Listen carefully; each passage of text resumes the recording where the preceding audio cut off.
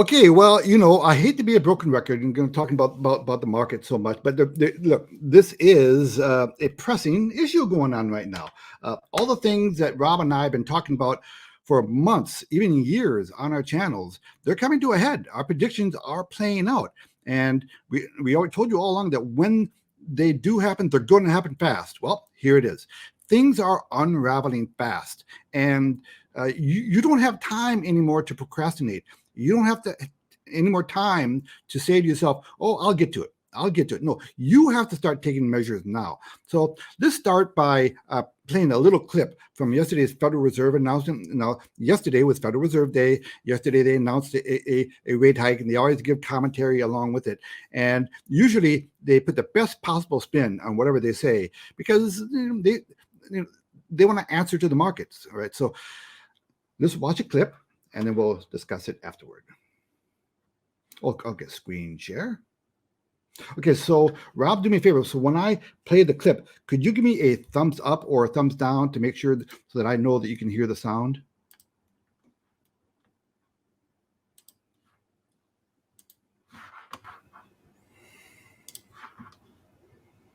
Now, over the past 6-7 now, and going forward is going to be what's happening with credit tightening.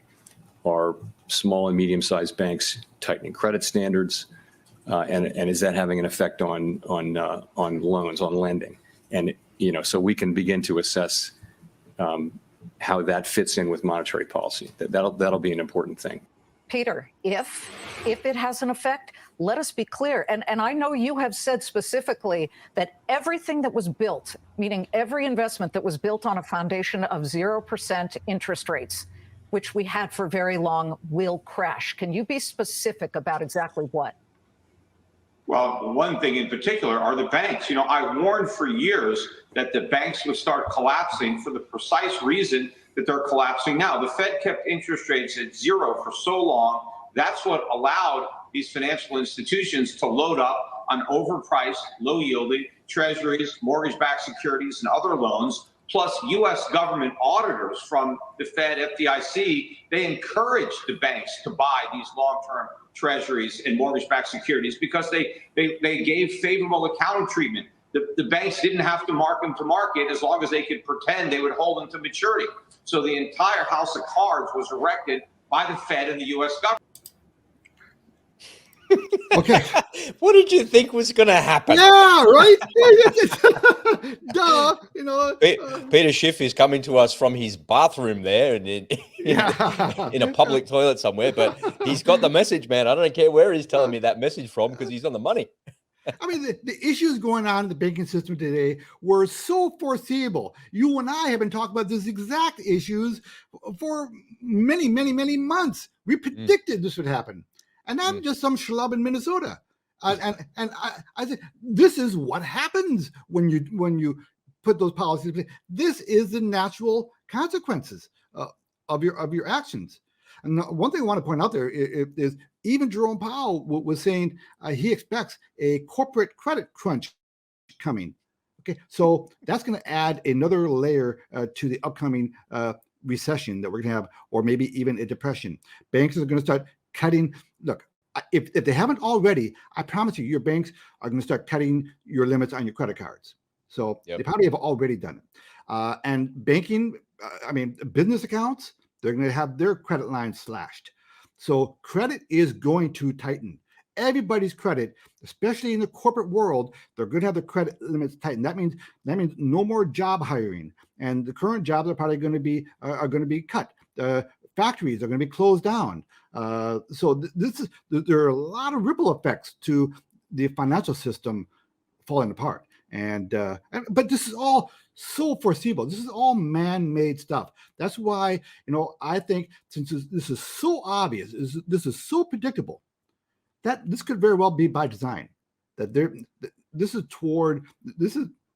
marching toward a certain endpoint that the powers to be want. And you sound like a conspiracy nut when you say that. If you step outside yourself, you sound. But actually, if you rewind the clock and look at it, the Fed goes, "Oh, we've got to put the interest rates at zero," and then somebody in there is going, "Really? We've got to do that at zero?" And then remember the interest rates were negative, and all of this has all been done before. It's all been tried before. Before in Japan. Yeah. And in the Japanese economy, it actually was very, very destructive for their economy, and it caused all sorts of problems. And it's okay. You've got to reduce interest rates because you're trying to create stimulation in the economy because of all these things that have gone wrong, and you're trying to fix all these problems for sure. But these people they're not dumb. They know that if this stays for an extended period of time, people are going to get used to it. And then eventually, when it comes home to roost, the chicken comes home to roost, we're going to have to start cranking those interest rates. Well, I saw a chart earlier today. I meant to share it with you. That it was like the interest rates were here, and then they went down like this, and then they went across the bottom of the page for 0, and then they went back up, and they're right back where they were. I can't remember the time frame. I think it's like 5 years or something like that. Yeah, probably about 7 years. Yeah. Yeah, and it's just the dip in there, and it's like, well, what did you think was going to happen? At some point, this has to go back up. Interest rates can't stay at 0 forever. Like, what did you think was going to happen when it was going to go back up? And to your exact point, they're predicting that, okay, if we keep it here for 3 years, this is what happened. No, not long enough. Let it keep going a bit longer. And here we are now. They're going turning up that meter for the interest rates, and here we are at this 5.25%, right? In the US, I think what it was. I mean, these banks, when they had all this cash on hand from the stimulus checks that came in from the worldwide flu, they had to do something. They had a lot of money. They had more money than they literally knew what to do with. So they thought they were being good stewards by buying U.S. Treasury bills. They were actually doing a conservative thing. It was just load up in U.S. Treasuries, because this was the message out of the Federal Reserve: be smart with your customers' money. Don't gamble with it. All right, we'll buy U.S. Treasuries. How's that?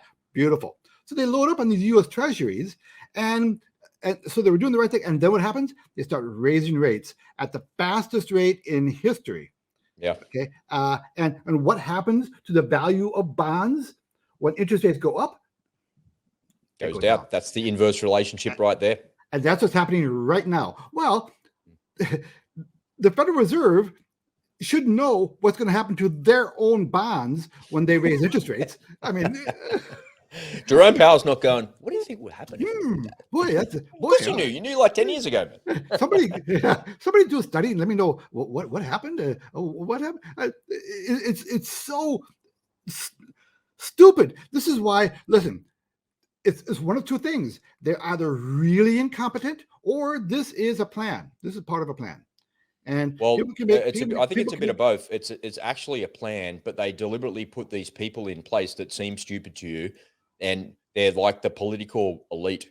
And the political elite of this country here are absolute morons. I look at our prime minister. I look at the ministers that are in charge. I look at the politicians that are in charge and think, you don't know your ass from your elbow. You couldn't even run a chook raffle in a pub on a Sunday afternoon, for heaven's sake. How are you managing this economy? How are you coming up with these ideas and these deliberate self-inflicted wounds that are happening to us? And that's because they're instruments of the technocracy behind it. I'm going to get us cancelled. Cut that out now, pal. Hey, listen, you guys elected the guy. I know you pulled the lever for him, right, Rob? You guys elected Listen, man. Anything's better than ScoMo, yeah? Even Albo. All right. Let me just for the fun of it, let's take a look at the chart, just for illustrative purposes. This is a chart of the global reserve currency throughout history, and this goes back to 1450. And you can see they took turns. Portugal, Spain, Netherlands, France, Britain, USA, and they were all the reserve currencies for similar periods of time. And didn't last long, huh? No, and it's our turn at the moment, from 1921 to where. Okay, so people who think that the U.S. dollar has to keep its reserve status, people who think that the monetary system cannot change, well, take a look at this chart. It happens on a regular basis. There's no particular reason why we have to go on indefinitely. Empires fall, and what's the number one reason for empires falling, Rob? You know the answer to that.